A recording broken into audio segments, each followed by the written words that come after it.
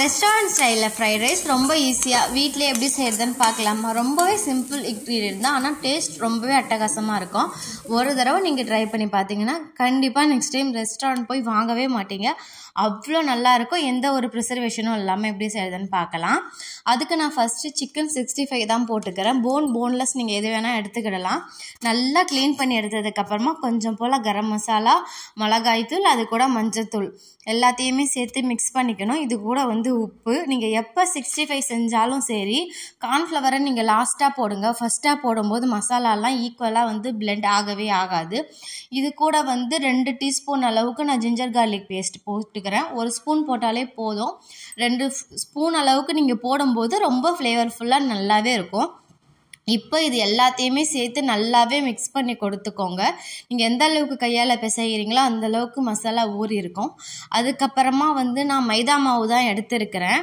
மைதா மாவு போட்டு நம்ம 65 போடும்போது ஃப்ரைட் ரைஸ்க்கு ஒரு கோட்டடாக நல்லாயிருக்கும். நீங்கள் வேணாட்டி கார்ன்ஃப்ளவர் கூட சேர்த்துக்கலாம். கார்ன்ஃப்ளவர் மாவு சேர்த்திங்கன்னா கொஞ்சம் ஹார்டாக இருக்கிற மாதிரி இருக்கும்.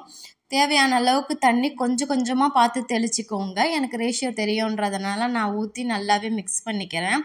கார்ன்ஃப்ளவர் மாவு எந்த அளவுக்கு இருக்கணும்னா, உங்கள் சிக்கன் 65 மேலே லேயராக இருந்தால் போதும், அதிகமாக இருக்கக்கூடாது. இருந்தோன்னா ஒரு மாதிரி பஜ்ஜி மாதிரி ஆகிடும். இதோ பாருங்கள், இந்த அளவுக்கு கோட்டடாக இருந்தாலே போதும். இதை ஒரு 10லேருந்து 20 நிமிஷம் ரெஸ்ட்டில் விட்டுக்கிடலாம்.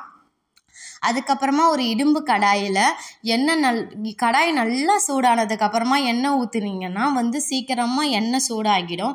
இப்போ ஃப்ளேம் ஹையில் வச்சுட்டு எடுத்து வச்சுருக்கிற ஒரு இந்த சிக்கனையும் நீங்கள் ஆயிலில் சேர்த்துக்கிடலாம்.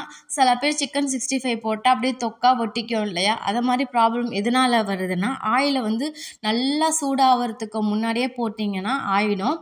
நீங்கள் எண்ணெய் நல்லா சூடானதுக்கப்புறம் போட்டு இதை மாதிரி மிக்ஸ் பண்ணி விட்டிங்கன்னா பகோடா ஒன்றோட ஒன்று ஒட்டாமல் நல்லா இதை மாதிரி உதிரியாக அவுட்டர் லேயர் கிறிஸ்பியாகவும் இருக்கும். ஃபஸ்ட்டு போடும்போது தான் ஹை ஃப்ளேமில் வைக்கணும். அதுக்கப்புறமா நீங்கள் சிம்மில் வச்சாதான் உள்ள வரைக்கும் நல்லா கொக்காகி இதோ பாருங்கள் கோட்டடாக சூப்பராக இருக்குல்ல. இதே மாதிரியே ட்ரை பண்ணி பாருங்கள். இப்போ எல்லாத்தையுமே நம்ம பிளேட்டிங் பண்ணிக்கலாம். இப்படி பண்ணுறதுனால ரொம்ப சாஃப்ட் அண்ட் ஜூஸியாக டேஸ்ட் அட்டகாசமாக இருக்கும்.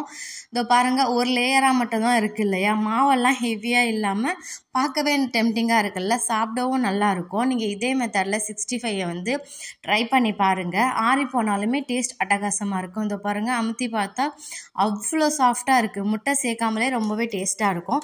நெக்ஸ்ட்டு வாங்க ஃப்ரைட் ரைஸ் எப்படி பண்ணுறதுன்னு பார்க்கலாம். அதுக்கு கடாயில் எண்ணெயை ஊற்றி நான் 2 முட்டை சேர்த்துக்கிறேன். இது 1/4 கிலோ அரிசிக்கு தேவையான அளவு சொல்கிறேன். அது கூட உப்பு, இது கூட பெப்பர் எல்லாத்தையுமே போட்டு சாட்டை பண்ணும்போது முட்டையில் ஃப்ளேவர் ரொம்பவே நல்லாயிருக்கும். முட்டையை ஓவர் குக் பண்ணிடாதீங்க. 1லேருந்து 2 நிமிஷம் நல்லா வதங்கினாலே போதும். அதாவது இந்த அளவுக்கு ஃப்ளஃபியாக. அதுக்கப்புறமா கொஞ்சமாக எண்ணெய் ஊற்றிட்டு உங்கள்கிட்ட இருக்கிற வெஜிடபிள்ஸை சேர்த்துக்கலாம். அதுக்கப்புறம் கடையில் 65 மசாலா இல்லைனா ஹக்கா நூடுல்ஸ் மசாலான்னு சொல்லிட்டு விற்கும். அதிலே கார்லிக் பவுடர், ஜிஞ்சர் பவுடர்லாம் சேர்ந்து இருக்கிறதுனால ஃப்ளேவர் ரொம்பவே நல்லாயிருக்கும். அதில் கொஞ்சம் உப்பும் இருக்கும். ஸோ நீங்கள் பார்த்துட்டு சேர்த்துக்கிடலாம். அதுக்கப்புறமா ரெடி பண்ணி வச்சுருக்கிற சிக்கன் 65 போட்டு நீங்கள் மிக்ஸ் பண்ணும்போது இந்த மசாலாவோட ஃப்ளேவர் சிக்கன் ஃபுல்லாகவுமே இறங்கியிருக்கும்.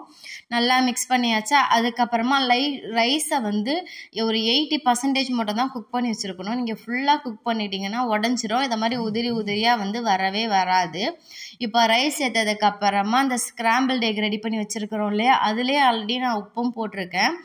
அந்த மசாலாலையும் கொஞ்சம் உப்பு இருக்குன்றதுனால நான் ரைஸில் உப்பு சேர்த்துக்கலை. நீங்கள் பார்த்துட்டு வேணால் நீங்கள் சேர்த்துக்கிடலாம். அடியிலேன்னு மேலாப்பில் இதை மாதிரி கிளறி விட்டிங்கன்னா வெஜிடபிள்ஸ் எல்லாமே மிக்ஸ் ஆகி டேஸ்ட்டும் ரொம்பவே நல்லாயிருக்கும். கண்டிப்பாக ஒரு தடவை ட்ரை பண்ணி பாருங்கள்.